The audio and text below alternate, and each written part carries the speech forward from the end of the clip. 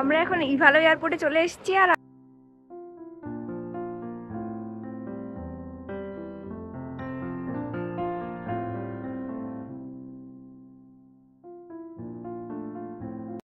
Hello, good afternoon everyone. আমি shiny. কেমন আছেন আপনারা সবাই? আমি তো বেশ ভালোই আছি। আজকের ভিডিওটা এবং শেষ ভিডিও শুরু করছি ফিনল্যান্ড থেকে। ফিনল্যান্ডের ল্যাপল্যান্ড শহরে আছি আমরা, আর এখন বাড়ির উদ্দেশ্যে রওনা দিচ্ছি। 2-3 দিন কাটিয়ে গেলাম এই নর্দার্ন লাইটস ভিলেজে। এই ভিলেজ এতটাই সুন্দর যে নিজের চোখে না দেখলে বিশ্বাস করবেন না। ফিরে যেতে হবে, তাই ফিরে যাচ্ছি। গল্পে গল্পে বলাই হয়নি, আমরা এখন যাচ্ছি এয়ারপোর্টে। এয়ারপোর্টের রাস্তা 20 মিনিটের, তবে সুন্দর রাস্তাটা বেশ অনেকটাই কম সময় লাগাবে মনে হচ্ছে। কারণ যখন আপনি বাইরে দিয়ে দেখতে পাবেন এত সুন্দর দৃশ্য, তখন 20 মিনিট তো চোখের পলকে চলে যাবে। তাই মনে হচ্ছে এই জার্নিটা যদি আরও একটু দীর্ঘ হতো তাহলে মনে হয় আরও বেশি ভালো হতো। বাইরে ঠান্ডা -20 হলে হবে কি, বাসের ভিতরে তো বেশ গরম, কারণ চলছে তো হিটার, তাই কোনো অসুবিধা নেই। এই ঠান্ডায় যদি বাইরে বের করে দেওয়া হতো তাহলে বুঝতে পারতাম। তাই গরম গরম বাসের মধ্যে বসে বাইরের এই ঠান্ডা ঠান্ডা বরফে মোড়া দৃশ্য দেখতে মন্দ লাগছিল না। যাক, অনেক ছোট্ট একটি সফর পেরিয়ে আমরা পৌঁছে গেলাম ইভালো এয়ারপোর্টে। ইভালো আমার যতদূর মনে হয় এটা এই পৃথিবীর সেকেন্ড নর্দার্ন মোস্ট এয়ারপোর্ট। খুবই ছোট্ট এয়ারপোর্টটা, যেমন দেখতে সুন্দর তেমন সাজানো গোছানো।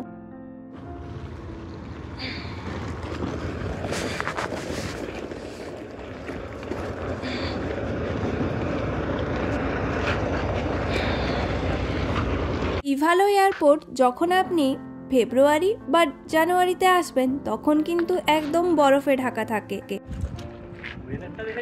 অসাধারণ। আমরা এখন ইভালো এয়ারপোর্টে চলে এসেছি, আর আজকে আমাদের ফ্লাইট আছে হেলসিঙ্কি। হেলসিঙ্কি থেকে আমস্টারডাম। লেট।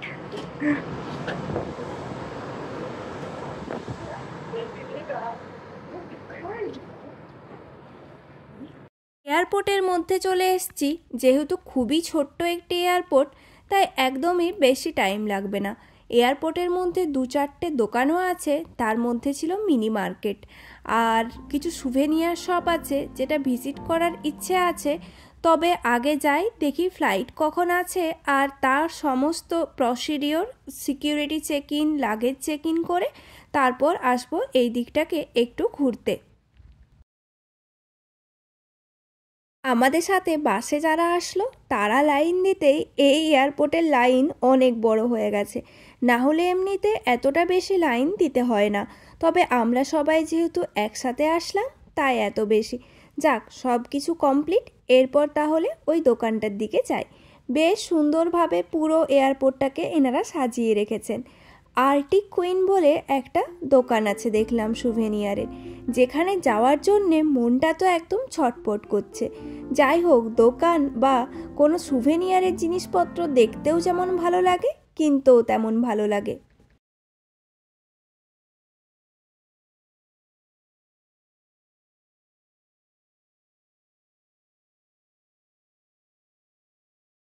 এখানে আসার পর থেকেই ভাবছি রেন্ডিয়ারের একটা সিং নেব, বাট তার পছন্দ মতো পারছিই না। কোথাও ছোট, কোথাও বড়, কোথাও বা অনেক বেশি এক্সপেন্সিভ, যার জন্যে লাস্টে এখান থেকেই ভাবছি একটা রেন্ডিয়ারের সিং নিয়ে যাব। এখানে এসছি যেখানে রেন্ডিয়ার এতটা ফেমাস, সেখান থেকে রেন্ডিয়ারের কিছু নিয়ে যাব না, তা কি হতে পারে?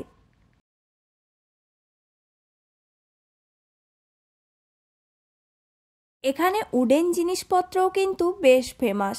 এখানকার মানুষজন উডেন জিনিসপত্র ব্যবহার যেমন করেন, তেমন এনারা উডের বাড়িতেই থাকে। এখানকার বাড়িগুলোও তৈরি হয় কাঠ দিয়ে। আসলে এতটাই পরিমাণে ঠান্ডা, কাঠ দিয়ে যদি ঠিক করা হয় তখন তাহলে ঠান্ডা গরমের মেজারমেন্টটা ঠিক রাখা যায়।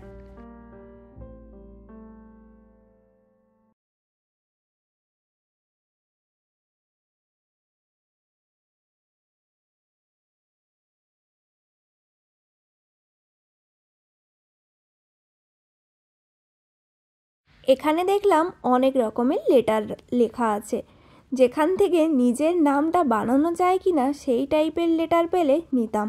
তবে দেখলাম ওয়াইটা মিসিং, তাই আর নিলাম না। এই কোটগুলো অনেকটাই রেনডিয়ার বা হাস্কির যে ছাল তা দিয়ে তৈরি হয়েছে। দেখতে বেশ ইন্টারেস্টিং, তবে পরার খুব একটা বেশি ইচ্ছে নেই। আর প্রচুর পরিমাণে ছিল সান্তার জিনিস। এই ফিনল্যান্ডকেই তো সান্টার ঘর বলা হয়, তাহলে এখানে তো তার জিনিসপত্র থাকবেই।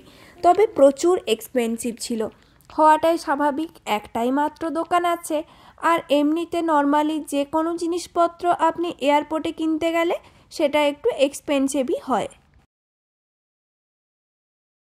এই ব্যাগগুলো আমার বেশ পছন্দ হয়েছিল। আর এইদিকে ছিল হেডফোন, এটিও বেশ নজর কেড়েছে। তবে দাম ছিল আবার অনেক বেশি। এক একটা ব্যাগের দাম ছিল প্রায় 4000 টাকা মতো। যেটা আমি 400 টাকায় পেয়ে যাব, সেটা 4000 টাকা দিয়ে কিনতে ইচ্ছে করলো না। তাই দেখেই চোখের স্বাদ মিটিয়ে নিলাম। পরে যখন বাড়ি যাব তখন ওখান থেকে এই টাইপের ব্যাগ কিনে নেব।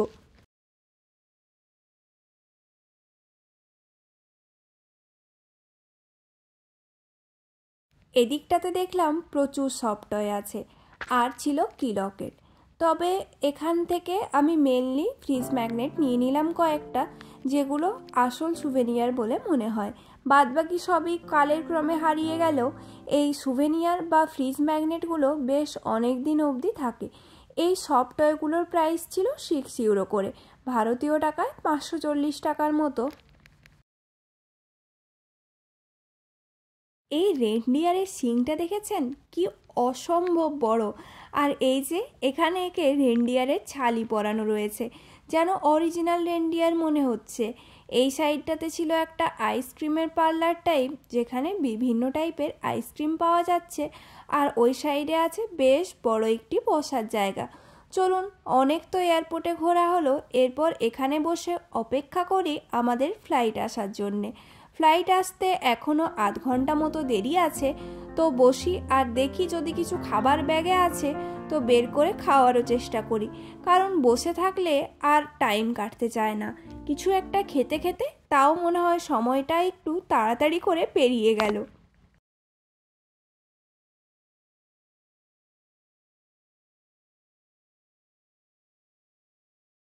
এয়ারপোর্টটা ছোট্ট হলে কি হবে, এই ছোট্ট জায়গার মধ্যে প্লে এরিয়া, পাবলিক টয়লেট, বিভিন্ন টাইপের খাবার দোকান, বসার জায়গা সব কিছুই আছে।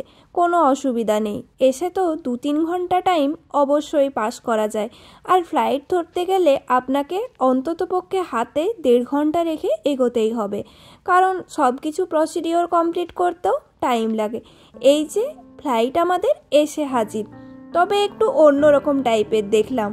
এরম ছোট্ট ফ্লাইট আগে কখনো দেখিনি। আর এই ফ্লাইটটাতে আবার দেখছি পাখা লাগানো আছে, যেটা ভনভন করে ঘুরতেই লাগছে। দেখা যাক এই ফ্লাইটের অভিজ্ঞতা কেমন হয়।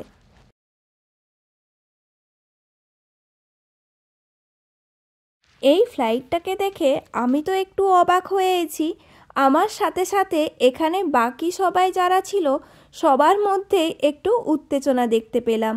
সবাই এরম ফ্লাইট হয়তো আগে খুব একটা বেশি দেখেনি বা চড়েনি, তাই ফ্লাইটটা আসার সাথে সাথেই সবাই মোটামুটি ফটো ভিডিও নেওয়ার জন্যে লাইন দিয়েছিল।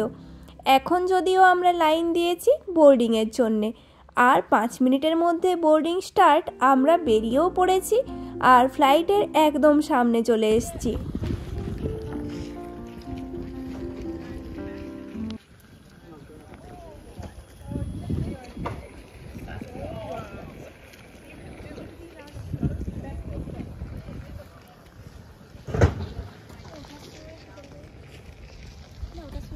ফ্লাইটে উঠে পড়েছি, এরপর নিজের জায়গায় নিজের সিটে বসেও পড়েছি।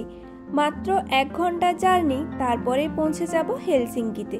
হেলসিঙ্কিও ফিনল্যান্ডেই, তবে এখানকার বড় এয়ারপোর্ট, যেখানে হেলসিঙ্কি ইন্টারন্যাশনাল এয়ারপোর্ট, যেখান থেকে সব জায়গায় কানেক্ট করা যায়।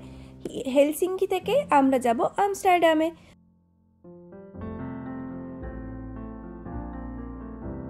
উঠে আধ ঘন্টা মতো পার হয়েছে, মাঝখানে একটু ঘুমিয়েও পড়েছিলাম।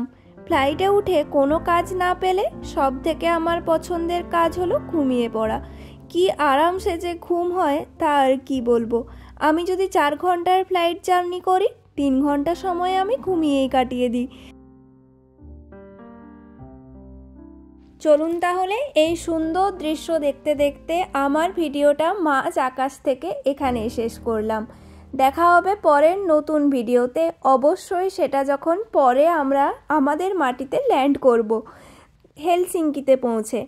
টাটা, বাই বাই, দেখা হবে পরের নতুন একটি ভিডিওতে। Thanks for watching my video. Thank you so much.